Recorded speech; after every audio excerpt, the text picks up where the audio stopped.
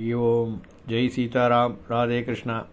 அன்பு நண்பர்களே, உங்கள் அனைவரையும் எனது தெய்வீக பயணம் யூடியூப் சேனல் சார்பாக அன்புடன் அழைக்கின்றேன். நாம் தற்போது மகாராஷ்டிரா மாநிலத்தில் உள்ள திருக்கோயில்களை ஒன்றன் பின் ஒன்றாக தரிசனம் செய்து வருகின்றோம். பீமாசங்கர் கோயில் என்பது மகாராஷ்டிராவின் புனே மாவட்டத்தில் உள்ள பீமாசங்கர் என்ற பெயரிடப்பட்ட கிராமத்தில் அமைந்துள்ள சிவபெருமானுக்கு அர்ப்பணிக்கப்பட்ட ஒரு இந்து கோயிலாகும். இது ஒரு முக்கியமான யாத்திரை மையமாகும். 12 ஜோதிர்லிங்கங்களில் இது ஒன்றாகும். சிவலிங்கம் மகாராஷ்டிராவில் 5 ஜோதிர்லிங்கங்களில் இது ஒன்றாகும். இந்த கோவில் புனேயிலிருந்து 110 கிலோமீட்டர் தொலைவில் உள்ள ஒரு மலையில் அமைந்திருக்கின்றது. கோயிலின் அருகாமையில் அரிய தாவர மற்றும் விலங்கு இனங்கள் உள்ளன. இந்த கோயிலானது பீமாசங்கர் வனப்பகுதியில் உள்ள கெட் தாலுக்காவில் அமைந்திருக்கின்றது. பீமா நதி பீமாசங்கர் கிராமத்திலிருந்து உருவாகிறது. மேலும் மன்மத் கிராமத்தின் மலைகளில் அதன் அருகே உள்ளன. இந்த மலைகளில் பீமாசங்கர் கடவுள், பூதங்கள் மற்றும் அம்பிகாவின் பழைய பாறை சிற்பங்கள் இருக்கின்றன. நாமதேவ் என்பவர் இடைக்காலத்தில் ஒரு துறவியின் கூற்றுப்படி புனித ஞானேஸ்வர் திரம்பகேஸ்வருக்கும் பின்னர் பீமாசங்கருக்கும் சென்றார் என்றும் இந்த இடத்திற்கு நாமதேவ் அவர்கள் வந்துள்ளார் என்றும் கூறப்படுகின்றது. பீமாசங்கரம் சன்னதி மற்றும் பீமா ரதி நதி மற்றும் 13ஆம் நூற்றாண்டு முதலே எழுத்துக்களில் பேசப்பட்டிருக்கின்றது. இருப்பினும் கோயிலின் தற்போதைய கட்டுமானம் மிகவும் புதியதாக தெரிகின்றது. இந்த கோயிலின் நாகராபாணியில் கட்டப்பட்டிருக்கின்றது. இது பாரம்பரிய மற்றும் நவீன வடிவமைப்புகளை கொண்டு ஒருங்கிணைக்கிறது. இந்த கோயில் மண்டபம் 18ஆம் நூற்றாண்டில் பேஷ்வாவின் நானா பட்னாபிஸ் என்பவரால் கட்டப்பட்டது. கரோசி கிராமம் சிவாஜி மன்னரால் கோயிலுக்கு வழங்கப்பட்டது. தினசரி மத அனுசரிப்பான நிதி அப்பகுதி மக்களிடமிருந்து பெறப்பட்ட நிதி ஆதாரங்கள் மூலம் வழங்கப்படுகின்றது. ஒன்றை பீமாசங்கரிலும் மற்றவற்றை அருகே உள்ள மேனாவரியில் கிருஷ்ணா நதிக்கரையில் உள்ள ஒரு சிவன் கோயிலில், புனேயில் உள்ள பன்ஷக் கோயில், புனேயில் உள்ள ஓம்காரேஸ்வர் கோயில் மற்றும் புனேயில் உள்ள ராமலிங்க கோயில் ஆகியவற்றுக்கு முன்பு காணிக்கையாக வழங்கினார். சிவாஜி அப்பா பாஜிராவ் சகோதரர் கோயிலுக்கு ஒரு பெரிய மணியை நன்கொடையாக வழங்கினார். இது கோயிலுக்கு முன்னால் தெரியும். பிப்ரவரி 1739 பாசைம் போரில் போர்த்துகீசியர்களை தோற்கடித்த பிறகு சிவாஜியும் அவரது மடையும் பசாய் நகரத்திலிருந்து நினைவுப் பொருட்களாக கொண்டு வந்த பல போர்த்துகீசிய காலனித்துவத்தின் தேவாலய மணிகளில் இதுவும் ஒன்றாகும். இந்த வகை மணி நாசிக்கில் உள்ள கண்டோபா கோயிலும் மற்றும் நரோ சங்கர் மந்திரிலும் இருக்கின்றது. இந்த திருக்கோயிலானது திரிபுரா என்று அழைக்கப்படும் புராண அசுரனுடன் தொடர்புடையது. திரிபுரா தவம் செய்வதாகவும் திரிபுராவின் தவத்தில் மகிழ்ந்த பிரம்மா அவருக்கு 3 விருப்பங்களை வெளிப்படுத்தி நிறைவேற்றுவதாகவும் கதை கூறுகின்றது. திரிபுரா தேவர்கள், அசுரர்கள், யக்ஷர்கள் மற்றும் கந்தர்களுக்கு தன்னை தாக்க முடியாதவராக தோன்றினார்.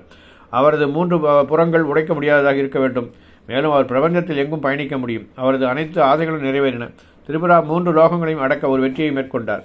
சொர்க்கத்துடன் தொடர்புடைய தெய்வமான இந்திரன் தோற்கடிக்கப்பட்டான். இந்திரன் சிவபெருமானை ஆசி பெற முடிவு செய்து தவம் செய்தான். திரிபுராவை அழிக்க சிவன் ஒரு சபதம் எடுத்தார்.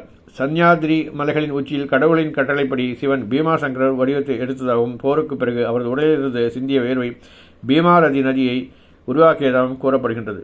வாருங்கள் நண்பர்களே, இந்த திருக்கோயிலில் தாங்களும் தரிசனம் செய்து நன்மை பெறுவீர்கள் என்று நம்புகின்றேன். நன்றி, வணக்கம்.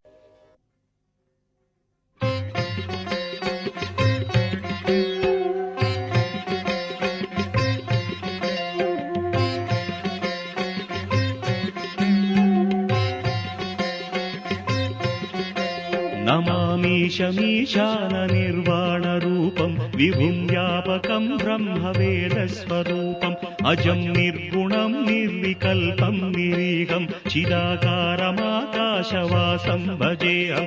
नमामीशमीशान निर्वाणरूपं विभुं व्यापकं ब्रह्मवेदस्वरूपम्.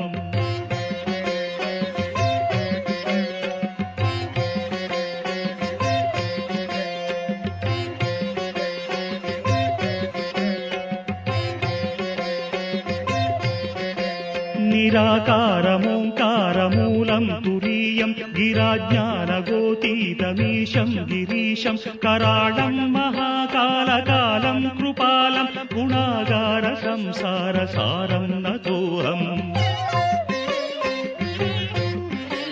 तुषाराद्रिसङ्काशगौरं गभीरं मनोभूतकोटिप्रभासी शरीरं स्फुरन्मौलिकल्लोलिनी चारुगङ्गा रसफालबालेन्दु कण्ठे भुजङ्गा.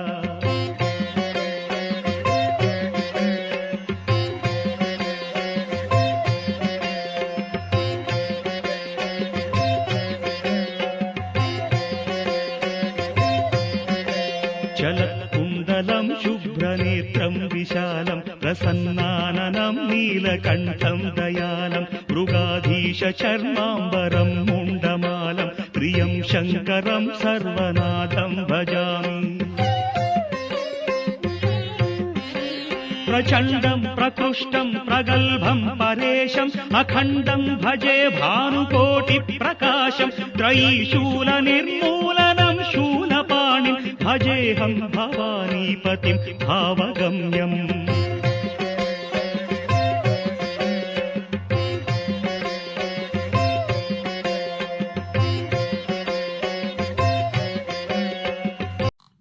ஸ்ரீயக்காந்தாய கல்யாண நிதியேர்த்தினாம் ஸ்ரீ வெங்கட நிவாசாய ஸ்ரீனிவாசாய மங்களம். அன்பு நண்பர்களே, இந்த தெய்வீக பயணம் யூடியூப் சேனலில் தாங்கள் என்னுடன் பயணித்து சில கோயில்களை தரிசனம் செய்திருக்கின்றீர்கள் என்று நான் நம்புகின்றேன். இந்த திருக்கோயிலில் தங்களுடைய மேலான தரிசனத்திற்கு காரணமான இந்த பதிவுகளில் தாங்கள் எவ்வாறு திருப்திப்பட்டீர்கள் என்பதை குறித்து எனக்கு கமெண்ட் செக்ஷனில் பதிவு செய்யவும், எனது சேனலை மேலும் பலருக்கு சென்றடைய ஷேர் செய்யவும், அவற்றில் உள்ள குறைகளை சுட்டிக்காட்டவும். நிறை குறைகளை மனதார நான் ஏற்றுக்கொள்கின்றேன். நீங்கள் என்னுடைய சேனலை தொடர்ந்து சப்ஸ்கிரைப் செய்தவும், தங்களுடைய நண்பர்கள் மற்றும் உறவினர்களுக்கு அதனை ஷேர் செய்யவும். இந்த திருக்கோயில் பற்றி உங்களுடைய அபிப்பிராயத்தினை லைக் மூலமாக எனக்கு தெரிவிக்கவும். தாங்கள் தெரிவிக்கும் கருத்துக்களின் அடிப்படையில் என்னுடைய சேனலை மேலும் இம்ப்ரூவ் செய்வதற்கு ஏதுவாக இருக்கும் என்று நான் நம்புகின்றேன். இந்த திருக்கோயிலில் உங்களுடைய ஆதரவு என்றும் எனக்கு தேவை. இத்திருக்கோயில் பணியினை தொடர்ந்து நான் செய்ய எனக்கு இறைவன் அருளுடன் தங்களுடைய ஒத்துழைப்பும் தேவை என்பதை மனமாற வேண்டி கேட்டுக்கொள்கின்றேன். நன்றி, வணக்கம்.